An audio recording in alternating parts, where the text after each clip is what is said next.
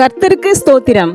நாள் 313, நவம்பர் 9ஆம் தேதிக்கான வேத பகுதி.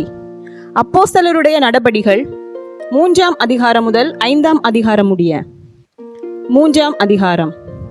ஜெப வேளையாகிய 9ஆம் மணி நேரத்திலே பேதுருவும் யோவானும் தேவாலயத்துக்கு போனார்கள்.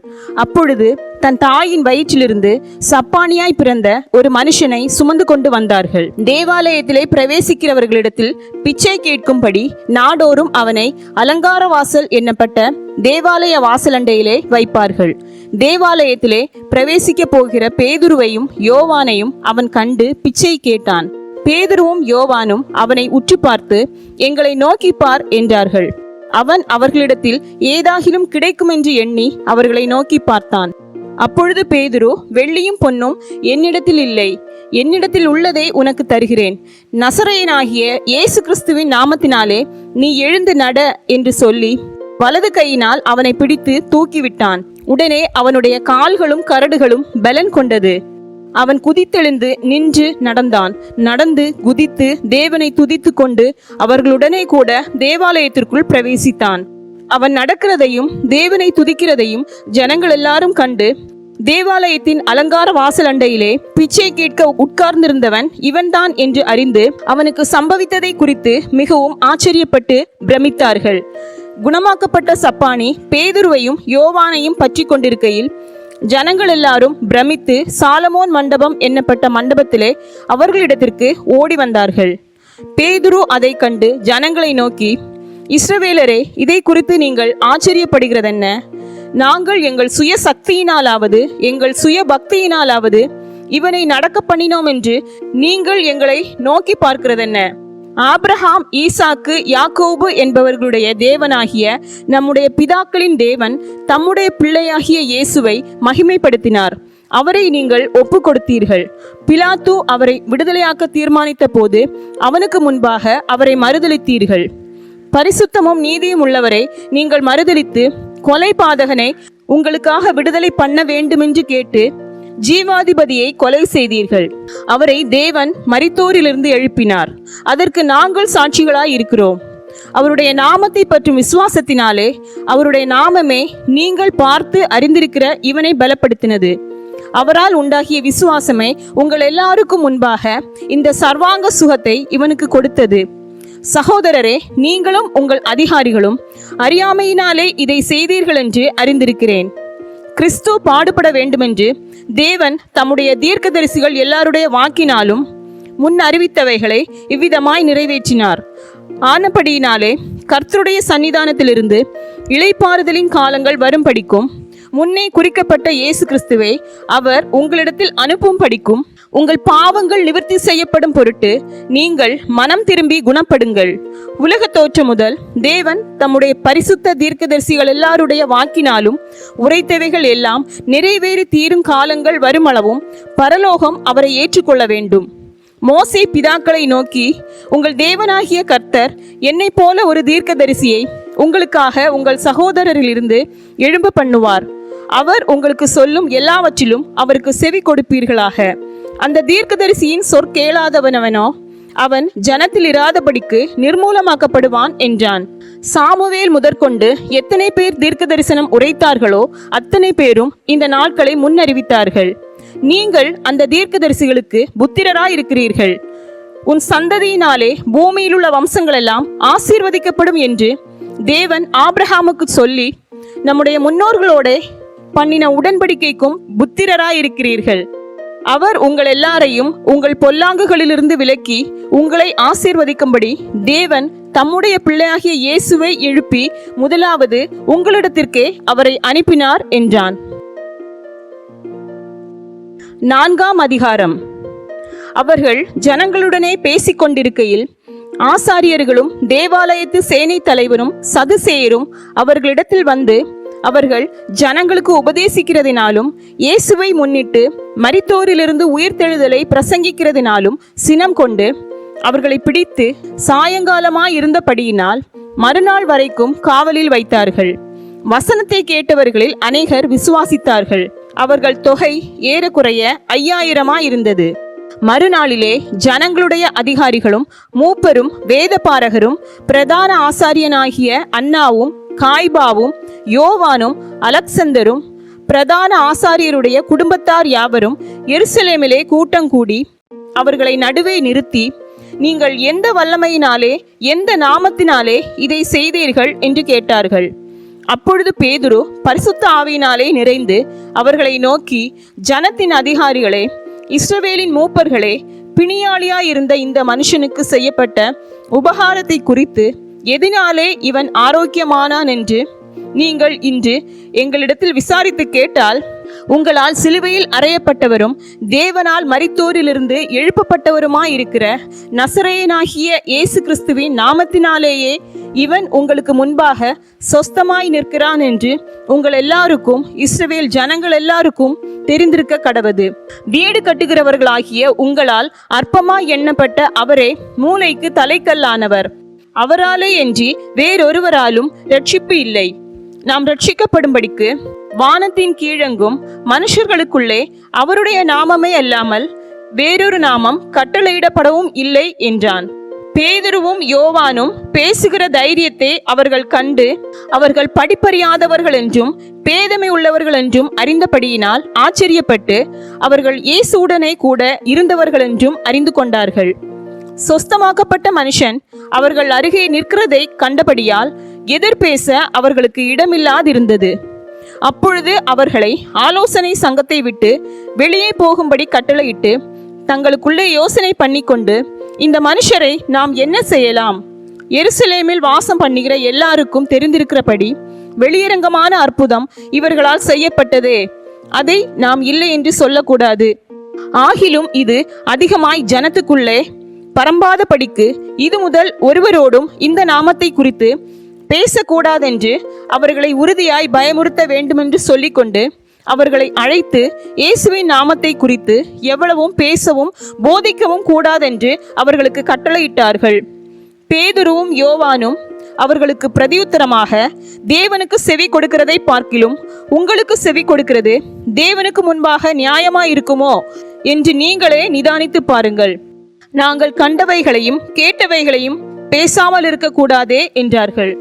நடந்த சங்கதிகளை குறித்து எல்லாரும் தேவனை மகிமைப்படுத்தினபடியால் ஜனங்களுக்கு பயந்து அவர்களை தண்டிக்க வகையொன்றும் காணாமல் அவர்களை பயமுறுத்தி விட்டுவிட்டார்கள். அற்புதமாய் சொஸ்தமாக்கப்பட்ட மனுஷன் 40 வயதுக்கு மேற்பட்டவனாய் இருந்தான். அவர்கள் விடுதலையாக்கப்பட்ட பின்பு தங்களை சேர்ந்தவர்களிடத்தில் வந்து பிரதான ஆசாரியர்களும் மூப்பர்களும் தங்களுக்கு சொன்ன யாவையும் அறிவித்தார்கள். அவர்கள் அதை கேட்டு ஒருமனப்பட்டு தேவனை நோக்கி சத்தமிட்டு, கர்த்தாவே, நீர் வானத்தையும் பூமியையும் சமுத்திரத்தையும் அவைகளில் உள்ள யாவற்றையும் உண்டாக்கின தேவனாயிருக்கிறீர். புறஜாதிகள் கொந்தளித்து ஜனங்கள் விருதா காரியங்களை சிந்திப்பானேன் என்றும், கர்த்தருக்கு விரோதமாகவும் அவருடைய கிறிஸ்துவுக்கு விரோதமாகவும் பூமியின் ராஜாக்கள் எழும்பி நின்று அதிகாரிகள் ஏகமாய் கூட்டம் கூடினார்கள் என்றும் தேவரீர் உம்முடைய தாசனாகிய தாவீதின் வாக்கினால் உரைத்தீரே. அந்தப்படி உம்முடைய கரமும் உம்முடைய ஆலோசனையும் முன்குறித்தவைகள் யாவையும் செய்யும்படி ஏரோதும் பொந்தியு பிலாத்தும் புறஜாதிகளோடும் இஸ்ரவேல் ஜனங்களோடும் கூட நீர் அபிஷேகம் பண்ணின உம்முடைய பரிசுத்த பிள்ளையாகிய இயேசுவுக்கு விரோதமாய் மெய்யாகவே கூட்டம் கூடினார்கள்.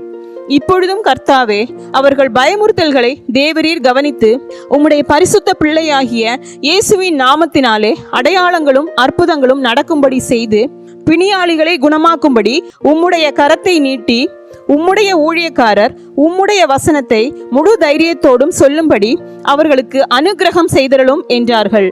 அவர்கள் ஜெபம் பண்ணின போது அவர்கள் கூடியிருந்த இடம் அசைந்தது. அவர்கள் எல்லாரும் பரிசுத்த ஆவியினால் நிரப்பப்பட்டு தேவ வசனத்தை தைரியமாய் சொன்னார்கள். விசுவாசிகளாகிய திரளான கூட்டத்தார் ஒரே இருதயமும் ஒரே மனமும் உள்ளவர்களாய் இருந்தார்கள். ஒருவனாகிலும் தனக்குள்ளவைகளில் ஒன்றையும் தன்னுடையதென்று சொல்லவில்லை. சகலமும் அவர்களுக்கு பொதுவாயிருந்தது. கர்த்தராகிய இயேசுவின் உயிர்த்தெழுதலை குறித்து அப்போஸ்தலர்கள் மிகுந்த பலமாய் சாட்சி கொடுத்தார்கள். அவர்கள் எல்லார் மேலும் பூரண கிருபை உண்டாயிருந்தது. நிலங்களையும் வீடுகளையும் உடையவர்கள் அவைகளை விற்று விற்கப்பட்டவைகளின் கிரயத்தை கொண்டு வந்து அப்போஸ்தலருடைய பாதத்திலே வைத்தார்கள். அவனவனுக்கு தேவையானதற்கு தக்கதாய் பகிர்ந்து கொடுக்கப்பட்டது. அவர்களில் ஒருவனுக்கும் ஒன்றும் குறைவாயிருந்ததில்லை. சீப்புரு தீவானும் லேவியனும் அப்போஸ்தலராலே ஆறுதலின் மகன் என்று அர்த்தம் கொள்ளும் பர்னபா என்னும் மறுபேர் பெற்றவனுமாகிய யோசே என்பவன் தனக்கு உண்டாயிருந்த நிலத்தை விற்று அதன் கிரயத்தை கொண்டு வந்து அப்போஸ்தலருடைய பாதத்திலே வைத்தான்.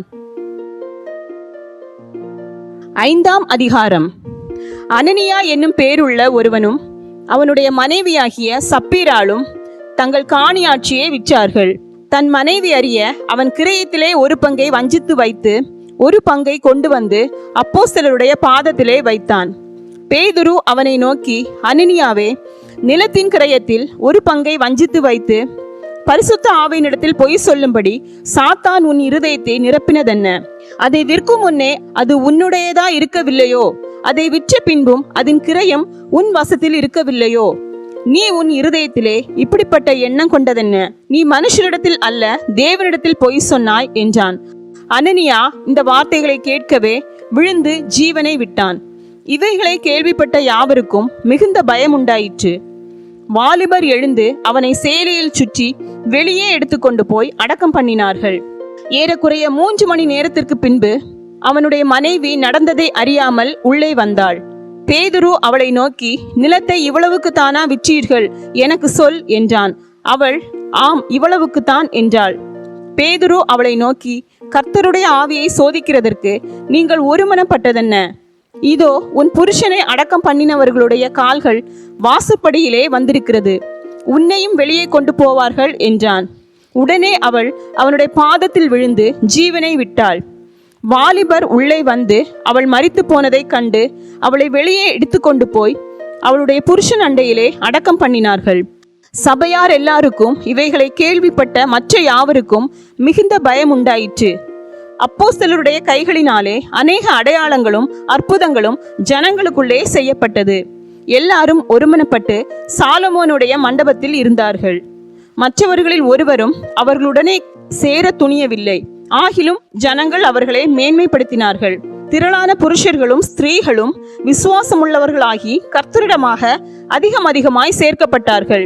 பிணியாளிகளை படுக்கைகளின் மேலும் கட்டில்களின் மேலும் கிடத்தி பேதுரு நடந்து போகையில் அவனுடைய நிழலாகிலும் அவர்களில் சிலர் மேல் படும்படிக்கு அவர்களை வெளியே வீதிகளில் கொண்டு வந்து வைத்தார்கள். சுற்று பட்டணங்களிலுமிருந்து திரளான ஜனங்கள் பிணியாளிகளையும் அசுத்த ஆவிகளால் பாதிக்கப்பட்டவர்களையும் எருசலேமுக்கு கொண்டு வந்தார்கள். அவர்கள் எல்லாரும் குணமாக்கப்பட்டார்கள். அப்பொழுது பிரதான ஆசாரியனும் அவனுடனே கூட இருந்த சதுசேய சமயத்தார் அனைவரும் எழும்பி பொறாமையினால் நிறைந்து அப்போஸ்தலர்களை பிடித்து பொதுவான சிறைச்சாலையிலே வைத்தார்கள். கர்த்தருடைய தூதன் ராத்திரியிலே சிறைச்சாலையின் கதவுகளை திறந்து அவர்களை வெளியே கொண்டு வந்து, நீங்கள் போய் தேவாலயத்திலே நின்று இந்த ஜீவ வார்த்தைகள் எல்லாவற்றையும் ஜனங்களுக்கு சொல்லுங்கள் என்றான். அவர்கள் அதை கேட்டு அதிகாலமே தேவாலயத்தில் பிரவேசித்து போதகம் பண்ணினார்கள். பிரதான ஆசாரியனும் அவனுடனே கூட இருந்தவர்களும் வந்து ஆலோசனை சங்கத்தாரையும் இஸ்ரவேல் புத்திரரின் மூப்பர் எல்லாரையும் வரவழைத்து அப்போஸ்தலர்களை கொண்டு வரும்படி சிறைச்சாலைக்கு சேவகரை அனுப்பினார்கள். சேவகர் போய் சிறைச்சாலையிலே அவர்களை காணாமல் திரும்பி வந்து சிறைச்சாலை மிகுந்த பத்திரமாய் பூட்டப்பட்டிருக்கவும் காவற்காரர் வெளியே கதவுகளுக்கு முன் நிற்கவும் கண்டோம். திறந்த பொழுதோ உள்ளே ஒருவரையும் காணோம் என்று அறிவித்தார்கள். இந்த செய்தியை ஆசாரியனும் தேவாலயத்தை காக்கிற சேனை தலைவனும் பிரதான ஆசாரியர்களும் கேட்டபொழுது இதென்னமாய் முடியுமோ என்று அவர்களை குறித்து கலக்கமடைந்தார்கள்.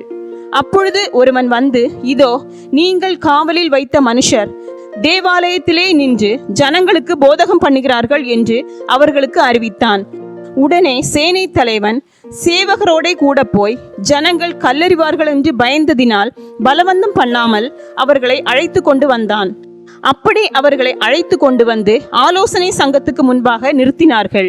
அப்பொழுது பிரதான ஆசாரியன் அவர்களை நோக்கி, நீங்கள் அந்த நாமத்தை குறித்து போதகம் பண்ணக்கூடாதென்று நாங்கள் உங்களுக்கு உறுதியாய் கட்டளையிடவில்லையா? அப்படி இருந்தும் இதோ எருசலேமை உங்கள் போதகத்தினாலே நிரப்பி அந்த மனுஷனுடைய இரத்த பழியை எங்கள் மேல் சுமத்த வேண்டும் என்றிருக்கிறீர்கள் என்று சொன்னான். அதற்கு பேதுருவும் மற்ற அப்போஸ்தலரும், மனுஷருக்கு கீழ்ப்படுகிறதை பார்க்கிலும் தேவனுக்கு கீழ்ப்படுகிறதே அவசியமாயிருக்கிறது. நீங்கள் மரத்திலே தூக்கி கொலை செய்த இயேசுவை நம்முடைய பிதாக்களின் தேவன் எழுப்பி இஸ்ரவேலுக்கு மனம் திரும்புதலையும் பாவ மன்னிப்பையும் அருளுகிறதற்காக அவரை அதிபதியாகவும் இரட்சகராகவும் தமது வலது கரத்தினாலே உயர்த்தினார். இந்த சங்கதிகளை குறித்து நாங்கள் அவருக்கு சாட்சிகளாய் இருக்கிறோம். தேவன் தமக்கு கீழ்ப்படுகிறவர்களுக்கு தந்தருளின பரிசுத்த ஆவியும் சாட்சி என்றார்கள். அதை அவர்கள் கேட்டபொழுது மூர்க்கமடைந்து அவர்களை கொலை செய்யும்படிக்கு யோசனை பண்ணினார்கள். அப்பொழுது சகல ஜனங்களாலும் கனம் பெற்ற நியாய சாஸ்திரியாகிய கமாலியேல் என்னும் பெயர் கொண்ட ஒரு பரிசேயன் ஆலோசனை சங்கத்தில் எழுந்திருந்து அப்போஸ்தலரை சற்று நேரம் வெளியே கொண்டு போகச் சொல்லி சங்கத்தாரை நோக்கி, இஸ்ரவேலரே, இந்த மனுஷருக்கு நீங்கள் செய்ய போகிறதை குறித்து எச்சரிக்கையாயிருங்கள். ஏனென்றால் இந்நாட்களுக்கு முன்னே தேயூதாஸ் என்பவன் எழும்பி தன்னை ஒரு பெரியவனாக பாராட்டினான். ஏறக்குறைய 400 பேர் அவனை சேர்ந்தார்கள். அவன் மடிந்து போனான். அவனை நம்பின அனைவரும் சிதறி அவமாய் போனார்கள். அவனுக்கு பின்பு குடிமதிப்பின் நாட்களிலே கலிலேயனாகிய யூதாஸ் என்பவன் எழும்பி தன்னை பின்பற்றும்படி அநேக ஜனங்களை இழுத்தான். அவனும் அழிந்து போனான். அவனை நம்பியிருந்த அனைவரும் சிதறடிக்கப்பட்டார்கள். இப்பொழுது நான் உங்களுக்கு சொல்லுகிறது என்னவென்றால், இந்த மனுஷருக்கு ஒன்றும் செய்யாமல் இவர்களை விட்டுவிடுங்கள். இந்த யோசனையும் இந்த கிரியையும் மனுஷரால் உண்டாயிருந்ததானால் ஒழிந்து போம். தேவனால் உண்டாயிருந்ததேயானால் அதை ஒழித்துவிட உங்களால் கூடாது. தேவனோடே போர் செய்கிறவர்களாய் காணப்படாதபடிக்கு பாருங்கள் என்றான். அப்பொழுது அவர்கள் அவனுடைய யோசனைக்கு உடன்பட்டு அப்போஸ்தலரை வரவழைத்து அடித்து இயேசுவின் நாமத்தை குறித்து பேசக்கூடாதென்று கட்டளையிட்டு அவர்களை விடுதலையாக்கினார்கள். அவருடைய நாமத்துக்காக தாங்கள் அவமானமடைவதற்கு பாத்திரராக எண்ணப்பட்டபடியினால் சந்தோஷமாய் ஆலோசனை சங்கத்தை விட்டு புறப்பட்டு போய் தினந்தோறும் தேவாலயத்திலேயும் வீடுகளிலேயும் இடைவிடாமல் உபதேசம் பண்ணி இயேசுவை கிறிஸ்துவென்று பிரசங்கித்தார்கள். இன்றைய நாளுக்கான வேத பகுதி வாசித்து முடிந்தாயிற்று. கர்த்தருக்கே மகிமை உண்டாவதாக. ஆமேன். இன்றைய நாளுக்கான வேத பகுதியிலிருந்து ஒரு கேள்வி. ஆறுதலின் மகன் எண்ணப்பட்டது யார்? இன்றைய நாளுக்கான வாக்குத்தத்தம் ஏசாயா 55 அதிகாரம் 12 வசனம். நீங்கள் மகிழ்ச்சியாய் புறப்பட்டு சமாதானமாய் கொண்டு போகப்படுவீர்கள். இந்த வாக்குத்தத்த வசனத்தின்படி கர்த்தர் நம் அனைவரையும் ஆசீர்வதிப்பாராக. ஆமேன்.